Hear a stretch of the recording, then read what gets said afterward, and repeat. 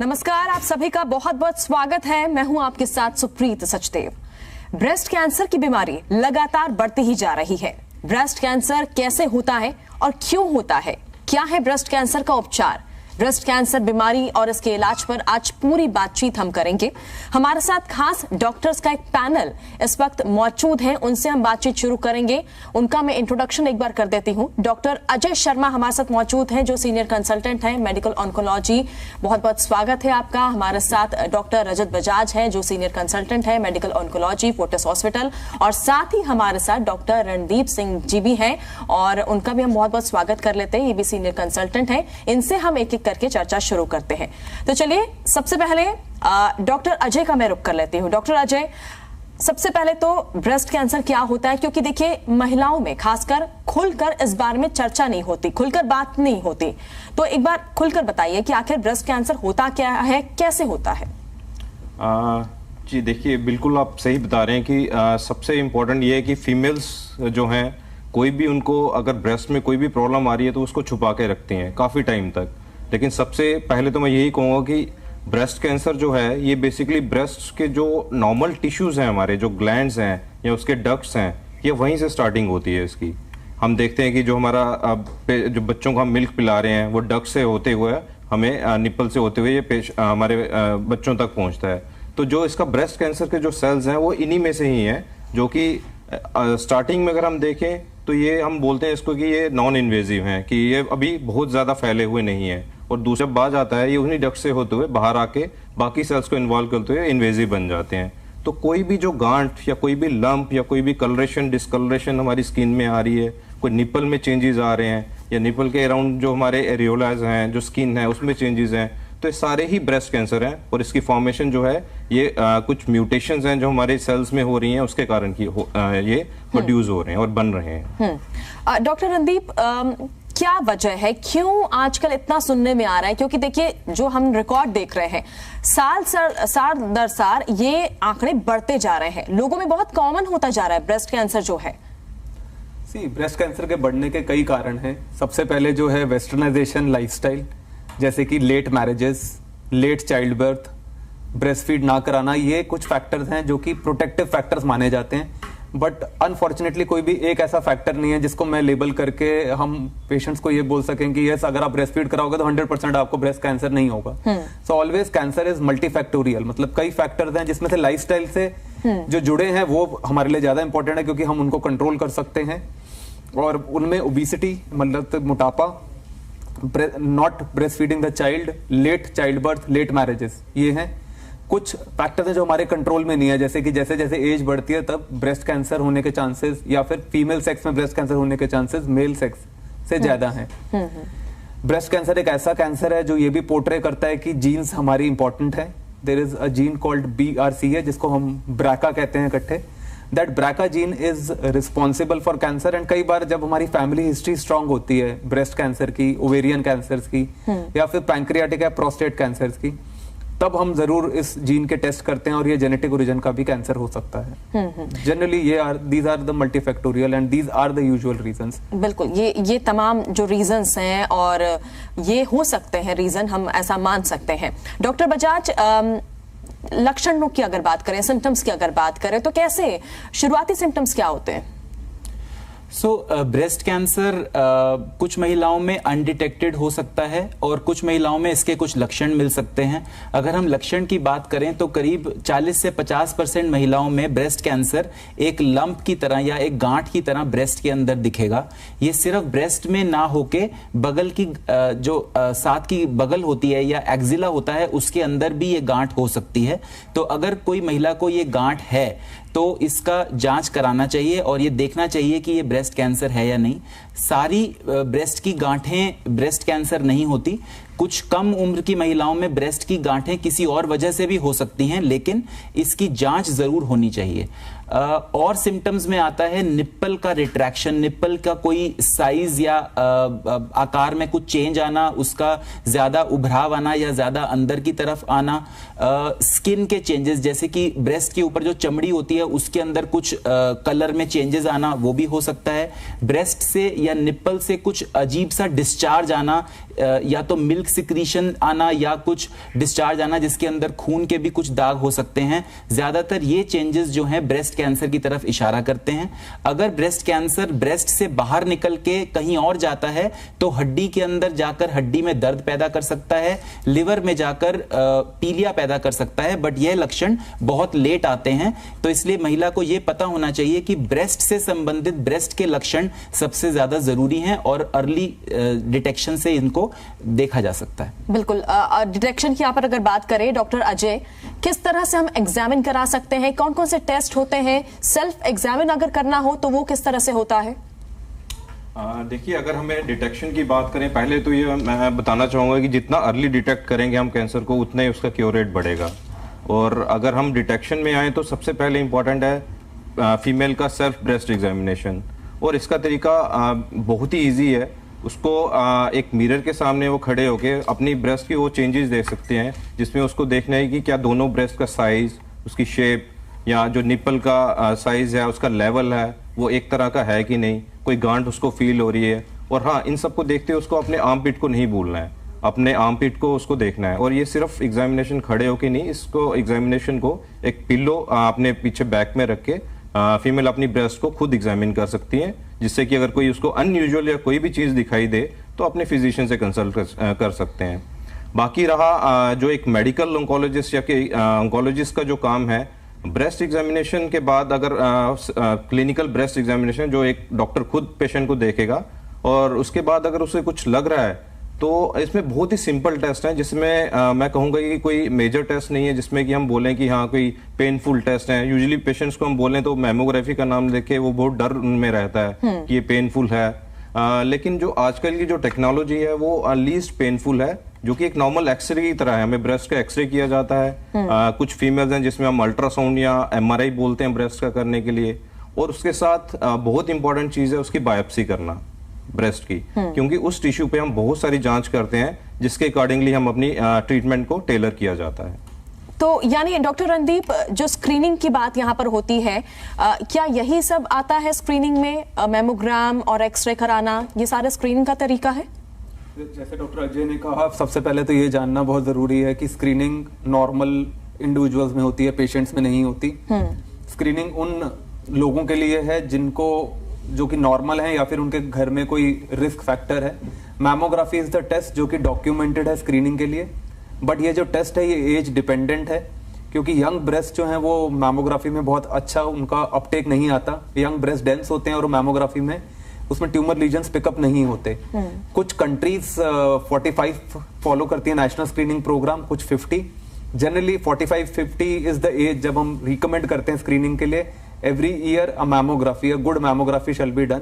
अगर 45 के नीचे कोई पेशेंट को रिस्क लग रहा है या कुछ कराना चाहता है तो हम generally ultrasound of the breast suggest करते हैं। बट मैमोग्राफी का जो रिकमेंडेड सजेस्टेड टेस्ट है that is mammography of both the breast once in a year from the age of 50 till the age of 70 और 75। लेकिन डॉक्टर बजाज, आजकल इतना आम क्यों हो गया है? क्यों आजकल यंग गर्ल्स में भी देखा जा रहा है? क्योंकि पहले ऐसा नहीं होता था, एक एज के बाद जो है ये ब्रेस्ट कैंसर की बीमारी यहाँ पर देखने को आती थी, लेकिन अब जो है यंग गर्ल्स में भी देखा जा रहा है। इसके पीछे की क्या वजह मानी जाए? जी बिल्कुल, आपने ठीक कहा कि आजकल ब्रेस्ट कैंसर जो कि हमेशा से महिलाओं में था, लेकिन अगर हम एक रीसेंट एविडेंस बेस्ड भी एपिडेमियोलॉजी की बात करें तो ग्लोबोकॉन 2022 डेटा हमें बताता है कि ब्रेस्ट कैंसर पूरे विश्व में महिलाओं में सबसे कॉमन कैंसर है। ना सिर्फ ये, इंडिया में भी सबसे कॉमन कैंसर महिलाओं में ब्रेस्ट कैंसर है। तो ये हमेशा से एज डिपेंडेंट डिजीज रही है, जैसा कि आपने भी कहा कि 60 से 65 साल की उम्र के बाद ब्रेस्ट कैंसर कॉमन है। लेकिन अगर यंग लेडीज में ब्रेस्ट कैंसर हमें की बात करें तो हम उसको दो तरीके से देखते हैं, एक जेनेटिक कॉजेज और एक नॉन जेनेटिक कॉजेज। तो अनुवांशिक या जेनेटिक कॉजेज का मतलब हुआ कि उस महिला के फैमिली में कोई ऐसा केस या तो पैटर्नल साइड पे या मैटरनल साइड पे रहा हो, या तो ब्रेस्ट कैंसर का या ओवरी का। डॉक्टर रणदीप ने अभी आपको बताया अबाउट ब्राका जीन, तो वो ब्राका जीन से रिलेटेड हो सकता है। अगर हम नॉन जेनेटिक कॉजेज की बात करें तो ये भी एक कारण है यंग फीमेल्स के अंदर ब्रेस्ट कैंसर का। और ये सारे जो नॉन जेनेटिक कॉजेज हैं ज्यादातर लाइफस्टाइल से रिलेटेड हैं। तो लाइफस्टाइल के अंदर ओबेसिटी, फिजिकल एक्टिविटी कम करना, स्मोकिंग और अल्कोहल का सेवन, ये सारी चीजें आती हैं। महिलाओं में आजकल शादी लेट करना की का प्रचलन ज्यादा है। अगर फर्स्ट चाइल्ड बर्थ जो है 30 साल की उम्र के बाद हो रहा है, या एडिक्वेट ब्रेस्ट फीडिंग नहीं की गई है, ये सारे कारण होते हैं जिससे ब्रेस्ट कैंसर होने के चांसेस ज्यादा रहते हैं। इसीलिए ये केसेस हमारे सोसाइटी में आजकल बढ़ रहे हैं। एक और बड़ी जरूरी चीज है कि ये केसेस शायद पहले भी थे लेकिन डिटेक्शन मोडालिटीज बहुत अच्छी नहीं थी। आजकल जागरूकता ज्यादा है, आपके चैनल के माध्यम से भी लोग जान रहे हैं कि मैमोग्राफी कराना जरूरी है। तो इसलिए अगर ज्यादा स्क्रीनिंग प्रोग्राम्स होंगे, अगर ज्यादा इन्वेस्टिगेशंस होंगी तो ये बीमारी जल्दी पकड़ी जाएगी और ज्यादा पकड़ी जाएगी। डॉक्टर अजय, ट्रीटमेंट की अगर बात करें, किस तरह से ट्रीटमेंट होता है? देखिए आमतौर पर देखिए महिलाएं जो है, लड़कियां जो है, डर जाती है इस नाम के सुनते ही। कैंसर नाम से ही लोग डर जाते हैं। ब्रेस्ट कैंसर की बात होती है और वह पहले ही वो सहम जाती है। ट्रीटमेंट किस तरह से होता है? क्या कीमोथेरेपी होती है या दवाइयों से भी इस इलाज हो सकता है? जी, ट्रीटमेंट जो है, अगर हम ट्रीटमेंट पे आए तो ट्रीटमेंट सारा ही पहले तो स्टेज के ऊपर डिपेंड है कि स्टेज है क्या है इसकी। तो पेशेंट को पहले तो एक स्टेज के अनुसार हम देखा जाता है कि क्या वो अर्ली ब्रेस्ट कैंसर में आ रहा है या लोकली एडवांस में आ रहा है या वो स्टेज 4 में आ रहा है। तो इसके अकॉर्डिंगली हमारे पास जो इसमें मोडेलिटीज़ हैं, सारी ही मोडेलिटीज़ इन्वॉल्व होती हैं, जिसमें कि हम कीमोथेरेपी है, टारगेटेड थेरेपीज़ हैं, सर्जरी है, रेडिएशन थेरेपी है।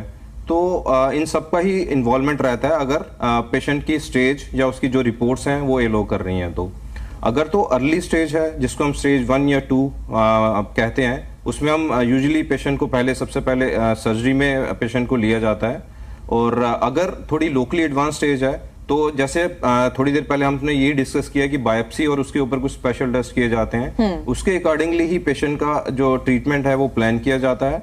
और जिसमें कि कीमोथेरेपी हो सकती है, टारगेटेड थेरेपी हो सकती है, एंड उसके बाद पेशेंट को हम रेडिएशन और सर्जरी में भी इन्वॉल्वमेंट किया जाता है। अगर लेट स्टेज में है तो उसमें यूजुअली हम अवॉइड करते हैं सर्जरीज और अवॉइड करते हैं इवन रेडिएशन थेरेपी, जिसमें कि ट्रीटमेंट होली एंड सोनली सिर्फ रहा जाता है कीमोथेरेपी, टारगेटेड थेरेपीज या कुछ टैबलेट्स रहती हैं जिनको हम हार्मोनल थेरेपीज, या आजकल कुछ बहुत रिसेंट टैबलेट्स आई हुई हैं जिसको हम कीमोथेरेपी की फॉर्म में यूज कर सकते हैं। सो सारा मिला के ट्रीटमेंट में हम देखें तो एक बहुत मल्टी डिसिप्लिनरी इसमें अप्रोच रहती है, जिसमें कि सर्जरी, रेडिएशन और मेडिकल ऑन्कोलॉजिस्ट का सबका रोल रहता है। यानी हम कह सकते हैं कि ट्रीटमेंट आगे जो है वो एडवांस होता चला जा रहा है। डॉक्टर रणदीप, ब्रेस्ट कैंसर फैलता भी है? यस, ब्रेस्ट कैंसर फैलता है। ब्रेस्ट कैंसर जब हम यूज करते हैं यूजुअल एक जेनेरिक टर्म ब्रेस्ट कैंसर, तो हम मान के चलते हैं फैलने वाला है। जब नहीं फैलता, जिसको हम बिनाइन कहते हैं, उनमें जनरली डिफरेंट टर्म्स होती हैं, जैसे कि DCIS is a medical term. वो वाले जो ट्यूमर्स हैं वो फैलते नहीं हैं, वहीं रिस्ट्रिक्टेड रहते हैं। बट वंस वी से breast cancer, that means it can spread. Unfortunately Indian continent में जो प्रोपोर्शन ऑफ पेशेंट्स जो कि एडवांस्ड ब्रेस्ट कैंसर के या फिर ब्रेस्ट कैंसर जो ब्रेस्ट से निकल के लिवर, लंग या बोन्स में फैला होता है, वो प्रोपोर्शन आज भी काफी ज्यादा है। जैसे डॉक्टर अजय ने बोला कि जागरूकता धीरे धीरे बढ़ रही है, बट यस बढ़ रहा है, हम देख रहे हैं कि धीरे धीरे कम है, बट स्टिल एडवांस्ड कैंसर्स का प्रोपोर्शन आज भी ज्यादा है। कुछ कॉमन ऑर्गन्स जहां पे स्प्रेड होता है are lungs, bones and liver. Doctor Bajaj, treatment की अगर बात करें तो ट्रीटमेंट के दौरान क्या कोई साइड इफेक्ट्स होते हैं? जैसा कि डॉक्टर अजय और डॉक्टर रणदीप ने बताया कि ट्रीटमेंट मोडालिटीज़ बहुत सारी हैं। अगर हम सर्जरी की बात करें, सबसे prime modality of treatment is surgery. अगर लोकलाइज स्टेज में पेशेंट को पता लगता है तो सर्जरी की ज़रूरत पड़ती है। सर्जरी के बाद जो अंग निकाला गया है उस अंग में कुछ महीनों तक दर्द रह सकता है। ये दर्द इस वजह से रहता है क्योंकि वहां पे जो टिश्यू है, जो बाकी बचा हुआ टिश्यू है, वो रीऑर्गेनाइज होता है और उसकी वजह से कुछ नंबनेस या कुछ टिंगलिंग सेंसेशन या कुछ दर्द रह सकता है और कुछ महीनों बाद ये बिल्कुल नॉर्मल हो जाता है। अगर हम कीमोथेरेपी की बात करें तो ब्रेस्ट कैंसर की कीमोथेरेपी में ज़्यादातर महिलाओं को हेयर लॉस होता है या बाल जाते हैं कीमोथेरेपी के दौरान, लेकिन ये बाल कीमोथेरेपी ख़त्म करने के बाद बिल्कुल सही तरीके से वापस आ जाते हैं। कीमोथेरेपी के दौरान कुछ महिलाओं में बोन मैरो सप्रेशन या जो हमारे अपने सेल्स हैं बोन मैरो के, वो कुछ लॉस होते हैं, कम होते हैं, जिनको हम कुछ दवाइयों द्वारा स्टेबलाइज करने की कोशिश करते हैं। ये कुछ चीज़ें हैं जो कीमोथेरेपी के साथ एसोसिएटेड हैं, लेकिन फिर भी कीमोथेरेपी अगर आपके डॉक्टर ने सलाह दी है तो ब्रेस्ट कैंसर में ज़रूरी है, क्योंकि ब्रेस्ट कैंसर का इलाज एक ऐसा इलाज है जो पेशेंट का सर्वाइवल काफ़ी अच्छा होता है। तो इसीलिए अगर आज कोई पेशेंट इलाज करा रहा है तो वो चाहेगा कि सालों साल ठीक रहे, तो कीमोथेरेपी के द्वारा बीमारी को वापस आने से रोका जा सकता है। अगर हम रेडिएशन की बात करें तो रेडिएशन में भी लोकल साइट पे कुछ पेन या स्किन का चेंजेस आ सकते हैं, स्किन के कलर के चेंजेस, ये भी बिल्कुल रिवर्सिबल होते हैं। कुछ टाइम पे इनके भी दाग स्किन से गायब हो जाते हैं। तो साइड इफेक्ट्स की वजह से ट्रीटमेंट को रोके नहीं या ट्रीटमेंट के बारे में परेशान ना हो। ये साइड इफेक्ट्स ज्यादातर टेम्परेरी होते हैं, लेकिन इसके जो गुड इफेक्ट्स हैं वो परमानेंट हैं और बीमारी को वापस आने से रोकने के लिए सर्जरी, कीमोथेरेपी और रेडिएशन ज्यादातर ब्रेस्ट कैंसर्स में एक लाभदायक चीज है। लेकिन डॉक्टर अजय, कीमोथेरेपी से कई बार महिलाएं बचने की कोशिश करती हैं, तो क्या उनके लिए कोई और ऑप्शन, जैसे मैंने इम्यूनोथेरेपी के बारे में सुना है, तो वो क्या है? जी देखिए, इसका डिसीजन जो रहता है वो डिपेंड करता है कि पेशेंट की स्टेज, फिर से मैं बोलूंगा कि स्टेज क्या है। कुछ ऐसी स्टेजेस हैं जिसमें कि डेफिनेटली हम पेशेंट को, फीमेल को, एक कीमोथेरेपी से बचा सकते हैं। वो बहुत अर्ली स्टेजेस हैं, जैसे कि हम बात करें तो कुछ 1 और 2 स्टेजेस में हम क्या करते हैं, कुछ जेनेटिक टेस्टिंग्स हमारी हैं जिनको हम जेनेटिक एरेज बोलते हैं, वो हम टेस्ट करवाया जाता है।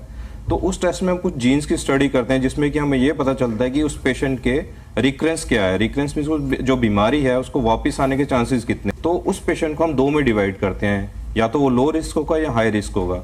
लेकिन अगर वो लो रिस्क में आ जाती है तो उसको हम उस कीमोथेरेपी से बचा सकते हैं और उसकी जगह पे हम उसको कुछ टैबलेट्स दे सकते हैं। रही दूसरी बात जो हमने कहा कि इम्यूनोथेरेपी की, इम्यूनोथेरेपी का रोल बहुत ज़्यादा अभी ब्रेस्ट कैंसर में तो नहीं है, लेकिन हाँ इसका इवॉल्विंग रोल आया है। लेकिन इसकी सिर्फ हमारे पास जो अभी जो हम फेस कर रहे हैं वो इसकी प्रॉब्लम्स ही हैं, इसकी कॉस्ट। हाँ कुछ हमारे चीज़ें हैं जिसमें कि हम कर सकते हैं, जो कि जैसे ट्रिपल नेगेटिव ब्रेस्ट कैंसर्स हैं उसमें हम कर सकते हैं, जिसमें कि इनिशियली इम्यूनोथेरेपी का रोल है। लेकिन ओवरऑल अगर देखा जाए तो अभी भी कीमोथेरेपी इसका एक स्टैंडर्ड है जो कि पेशेंट के लिए बहुत जरूरी है, और इसका अगर हम देखें सर्वाइवल रेट जो है वो 90% से ऊपर है। अगर हम ओवरऑल सर्वाइवल रेट देखें ब्रेस्ट कैंसर का 5 ईयर सर्वाइवल रेट, तो एक बहुत जरूरी ट्रीटमेंट है जिसमें कि मिनिमल साइड इफेक्ट्स हैं जो हमने डिस्कस किए, और विद टाइम वो सब निकल जाते हैं और पेशेंट एक नॉर्मल लाइफ अपनी जी सकता है। बिल्कुल। डॉक्टर रणदीप, क्या पुरुषों में भी ब्रेस्ट कैंसर देखने को मिलता है? यस, एक्चुअली कई लोगों को हैरानी होगी कि पुरुषों में भी ब्रेस्ट कैंसर देखने को मिलता है। अगर आपको याद हो, जब मैंने कहा था कि female sex is one of the risk factors, that doesn't mean कि मेल सेक्स को ब्रेस्ट कैंसर नहीं होता। एंड ये बहुत ही अच्छा क्वेश्चन आपने पूछा है कि मेल्स को अगर कोई गांठ छाती में फील हो रही है और वो ये ना समझें कि इसमें ब्रेस्ट कैंसर नहीं हो सकता। सेकेंड, जब भी मेल्स में ब्रेस्ट कैंसर होता है तब हमारा जीन्स का सस्पिशन बहुत हाई हो जाता है, क्योंकि उनके अंदर जो ये वाले रिस्क फैक्टर्स हैं, लेट मैरिजेस और ब्रेस्ट फीड का तो कोई सवाल ही नहीं उठता, और ये वाले जो लाइफस्टाइल रिलेटेड फैक्टर्स हैं वो नहीं होते। जब भी हम मेल ब्रेस्ट कैंसर के पेशेंट को देखते हैं तो हमारा जेनेटिक कॉज जो है it is quite high on the cards की जेनेटिक रीजन हो सकता है। मेल्स के ब्रेस्ट कैंसर में एक और प्रॉब्लम है कि मेल्स का जो ब्रेस्ट का फैट टिश्यू है वो कम है, इसलिए वो बहुत जल्दी स्प्रेड होना शुरू हो जाता है। फीमेल्स में फैट टिश्यू ज्यादा होने के कारण ब्रेस्ट तक रिस्ट्रिक्टेड रहता है उनका डिजीज। जहां तक ट्रीटमेंट की बात करें, stage by stage we treat them exactly like female breast cancer. कुछ एक्सेप्शंस हैं which are more of, I mean it is more of a medical reasons, but surgery, radiation, chemo और major जो decision making points हैं वो are same as female breast cancers। और इस बीच हमारे साथ एक और खास मेहमान जुड़ चुके हैं, डॉक्टर सज्जन राज पुरोहित जी हैं। डॉक्टर सज्जन राज जी, बहुत बहुत स्वागत है आपका हमारे खास प्रोग्राम में। और जिस तरह से आज हम ब्रेस्ट कैंसर को लेकर चर्चा कर रहे हैं, हमने तमाम यहाँ पर सवाल जवाब किए। हमारे साथ खास डॉक्टर्स का पैनल मौजूद है कि करके हमने उनसे जाना कि आखिर ब्रेस्ट कैंसर क्या होता है। आपके पास कई तरह के केसेस आते होंगे ब्रेस्ट कैंसर को लेकर, आपका क्या मानना है, क्यों ब्रेस्ट कैंसर आजकल इतना कॉमन हो गया है? जो ब्रेस्ट कैंसर है, 2-3 कारण है जिसकी वजह से हम ब्रेस्ट कैंसर के बारे में बहुत सारी चीजें सुन रहे हैं।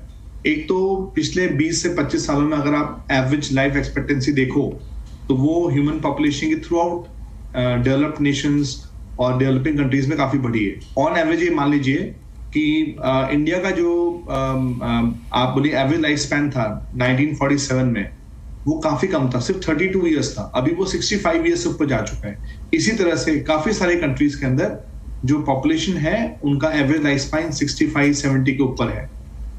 अगर कोई भी लेडी, अगर हम देखें 100 लेडीज हैं किसी भी पॉपुलेशन के अंदर, अगर वो 60 साल से ऊपर अपना लाइफ स्पैन कंप्लीट करती हैं, 1 in 8 will develop breast cancer. ये पॉपुलेशन स्टैटिस्टिक्स है। तो हम ये कह सकते हैं कि एक्चुअल इंसिडेंस भी ब्रेस्ट कैंसर का बड़ा है, क्योंकि अब ज्यादातर जो कम्युनिकेबल डिजीजेस हैं वो कम हो गई हैं, कार्डियक डिजीजेस हैं वो काफी अच्छी कंट्रोल हैं। तो इसी वजह से ज्यादातर लोग एक अच्छा लाइफ स्पैन जी पा रहे हैं और उनके अंदर एक एज रिलेटेड चेंज की तरह ये जो ब्रेस्ट कैंसर है उनके अंदर बढ़ रहा है, पहली बात। दूसरी बात ये होती है कि हमारे लाइफस्टाइल में बहुत सारे बदलाव आए हैं और लेडीज के अंदर जो न्यूअर मॉडर्न लाइफस्टाइल है उसकी वजह से हार्मोनल स्ट्रेस और हार्मोनल चेंजेस आने की वजह से और ओबेसिटी और दूसरी डिजीज लाइक डायबिटीज और हाइपरटेंशन की वजह से उनका जो एक लाइफस्टाइल है वो चेंज हो गया है। और ये भी एक्चुअल कारण है जिसकी वजह से लेडीज के अंदर ब्रेस्ट कैंसर बढ़ा है। तीसरा जो ये कारण है कि जागरूकता बहुत ज्यादा किसी भी कैंसर के बारे में अगर हम देखें तो आप दुनिया भर में देखेंगे मीडिया के अंदर breast cancer is the number 1। आप ये बोलते हैं कि पोस्टर कैंसर, तो ब्रेस्ट कैंसर को लेकर हर लेडी आज की डेट में अवेयर है और ये बहुत अच्छी बात है कि इसके बारे में हम सब लोग बात करते हैं। और इन सभी कारणों से एक तो एक्चुअल इंसिडेंस बढ़ा है, दूसरा अवेयरनेस बढ़ी है। इसी वजह से अगर हम देखेंगे तो पिछले 20 सालों के अंदर जो कैंसर का, ब्रेस्ट कैंसर का जो अगर आप इंसिडेंस देखेंगे वो ऑलमोस्ट डबल से ज्यादा हो गया। नहीं, लेकिन डॉक्टर घबराने की कितने ज्यादा जरूरत है? क्योंकि महिलाओं को देखिए जब इस बारे में पता चलता है तो वो घबरा जाती है, शुरुआत में बताना नहीं चाहती, किसी से डिस्कस नहीं करना चाहती, डॉक्टर के पास नहीं जाना चाहती। तो क्या ये जानलेवा हो जाता है ये? मैम अच्छी बात ये है कि जैसे आपने पहला क्वेश्चन पूछा कि क्या एक्चुअली रिस्क बढ़ा है या इंसिडेंस बढ़ा है, यस बढ़ा है।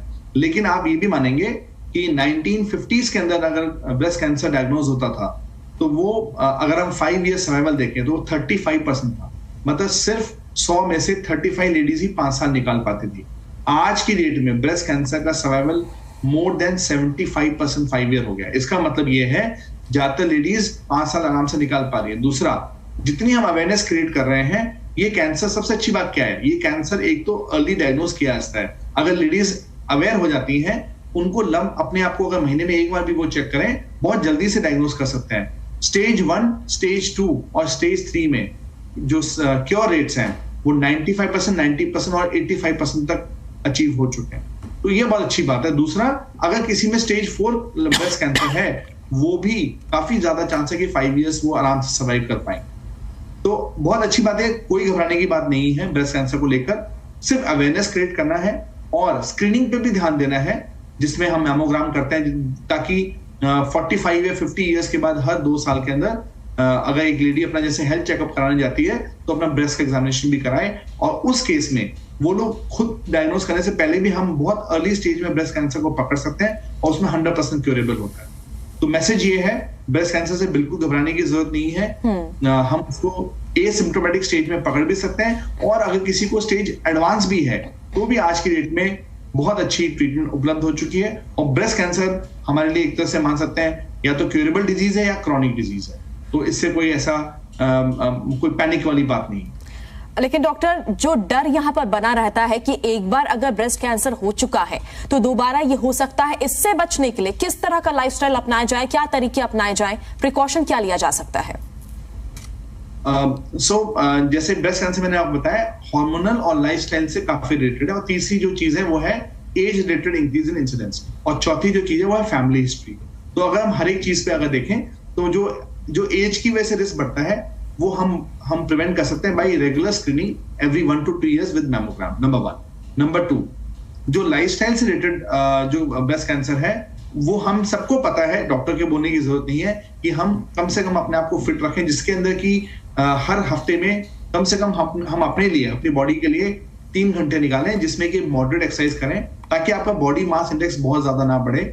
जो डाइट है, डाइट ऐसी होनी चाहिए जो बैलेंस्ड हो, बहुत ज्यादा फैट या कार्बोहाइड्रेट में रिच ना हो, उसको एक बैलेंस डाइट हो जिसके अंदर प्रोटीन्स, एंटीऑक्सीडेंट्स और वेजिटेबल्स और फ्रूट्स और प्रेडोमिनेंटली वेजिटेरियन डाइट को ज्यादा इस्तेमाल करें।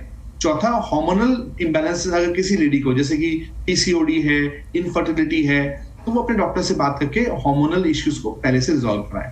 आई थिंक अगर इतने छोटे स्टेप्स पे अगर ध्यान देंगे, और पांचवी चीज वो है जागरूकता। वो हम डॉक्टर्स, मीडिया, हम सबकी जिम्मेदारी है कि हम जितना हो सके हम अपनी जो लाइफ में है उनको हम अवेयर करें। तो बहुत बहुत शुक्रिया आप सभी का हमारे साथ जुड़ने के लिए और इतने महत्वपूर्ण टॉपिक पे अपनी राय देने के लिए, अपना कीमती समय हमारे साथ शेयर करने के लिए बहुत बहुत शुक्रिया। धन्यवाद।